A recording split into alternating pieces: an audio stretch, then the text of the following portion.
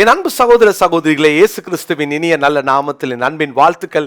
இன்றைய முத்து எனும் இந்த சிறிய தியானத்தின் மூலமாய் மீண்டும் உங்களை இஸ்ரவேல் ஜனங்கள் எகிப்திலிருந்து கானானுக்கு போன அந்த பாதைகளிலே எங்கெல்லாம் பாளையம் இறங்கினாங்க என்பதை நம்ம தியானிக்கிறோம். ஒரு சில சிறிய பகுதிகள் நாம் அதை அவாய்ட் பண்ணுறோம், அதை ஸ்கிப் பண்ணுறோம். காரணம் என்னென்னா, இயேசு கிறிஸ்துவின் உயிர்த்தெழுந்த அந்த நாளோடு கூட நாம் அதை முடிக்க வேண்டும். எனவே சிலதை நம்ம ஸ்கிப் பண்ணிவிட்டு நம்ம போயிட்டுருக்குறோம். ஒழுங்குக்கிறோமா இது வரைக்கும் போக தேவன் கிருபை செய்தால் ஒரு சிலது மிஸ் ஆகிருக்கலாம். கர்த்தர் நல்லவர்.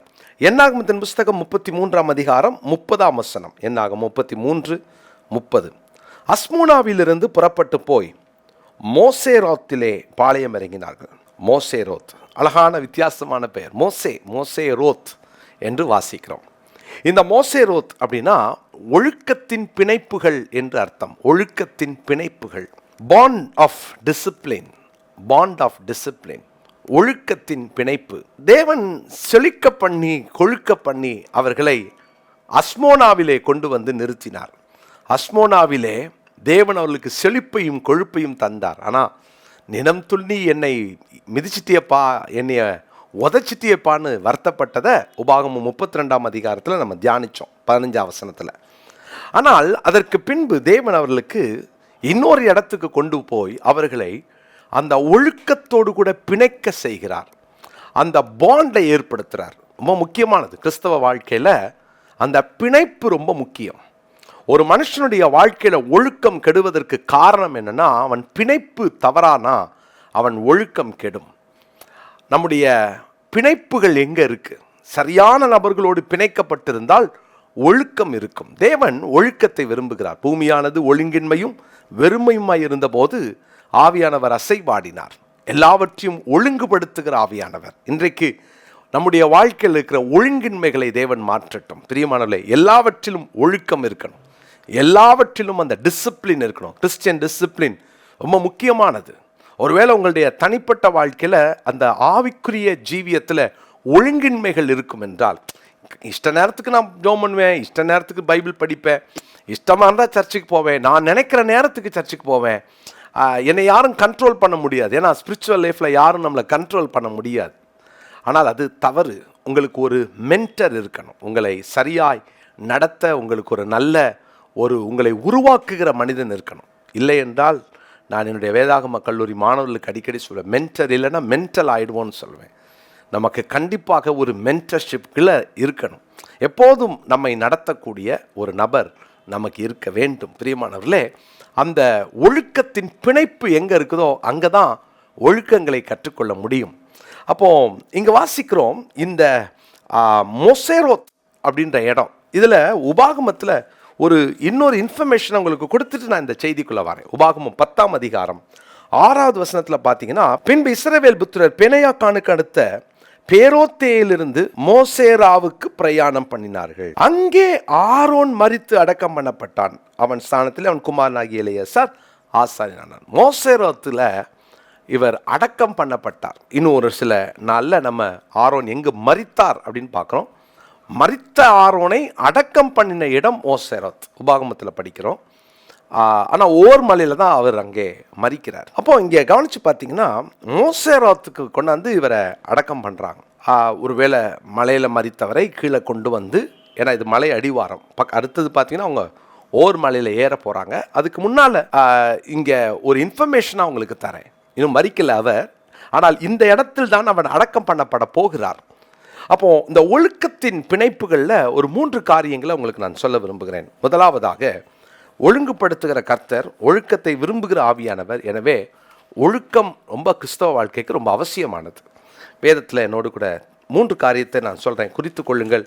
2 கொரிந்தியர் 6ஆம் அதிகாரத்தின் 14வது வசனம். 2 கொரிந்தியர் 6ஆம் அதிகாரம் 14வது வசனம். அந்நிய நுகத்திலே அவ்விசுவாசிகளுடன் பிணைக்கப்படாதிருப்பீர்களாக. நீதிக்கும் அநீதிக்கும் சம்பந்தம் ஏது? ஒளிக்கும் இருளுக்கும் ஐக்கியம் ஏது? முதலாவது, சரியான பிணைப்பு தேவை. ஆகாத சம்பாஷணை நல்லொழுக்கத்தை கெடுக்கும் என்று வாசிக்கிறோம். நம்ம பிணைப்பு எப்பவுமே சரியாக இருக்கணும். நீங்கள் ஒருவேளை சரியான பிணைப்பிலே இல்லாமல் அந்த பாண்ட் யாருக்கூடையோ சரியான பாண்ட் இல்லைன்னா எல்லாவற்றிலுமேயே ஒழுங்கின்மையை பார்க்க முடியும். எனவே இது நமக்கு ஒரு எச்சரிக்கையான ஒரு பாடம். அருமையான கர்த்தருடைய பிள்ளைகளே, சரியான பிணைப்பை உங்கள் வாழ்க்கையில் ஏற்படுத்த நீங்கள் இன்னைக்கு பிரயாசப்படுங்க. ரொம்ப முக்கியமானது. சாலமோனுடைய வாழ்க்கையில் ஞானத்துக்கு வந்த பரீட்சையில் ஜெயித்தார், திறமைக்கு வந்த பரீட்சையில் ஜெயித்தார்.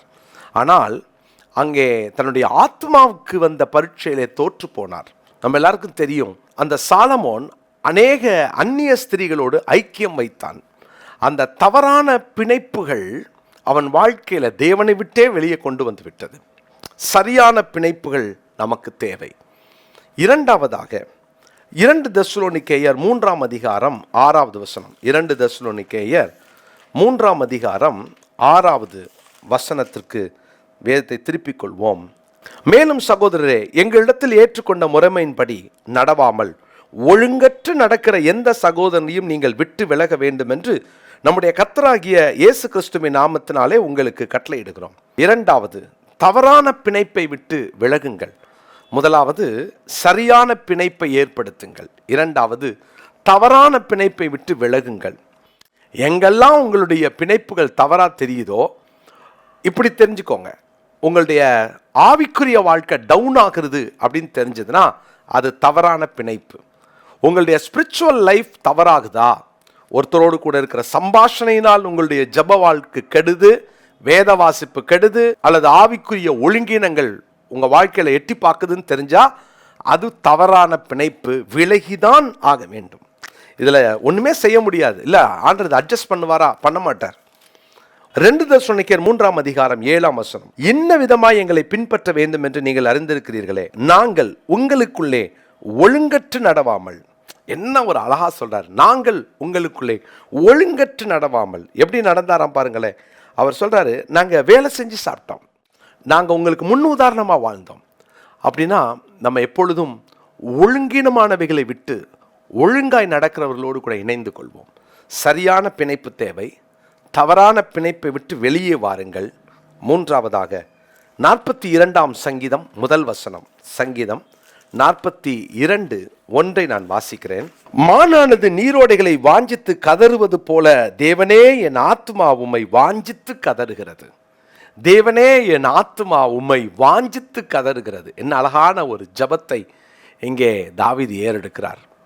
என் ஆத்துமா தேவனுக்காக கதறுகிறது. அப்போ தேவனோடு நம் ஆத்துமா பிணைக்கப்படட்டும். சரியான பிணைப்பு தேவை. தவறான பிணைப்பை விட்டு வெளியே வாருங்கள். மூன்றாவது, தேவனோடு நம்முடைய ஆத்மா பிணைக்கப்படட்டும். இந்த சோல் டைல ரொம்ப கவனமாக இருக்கணும்.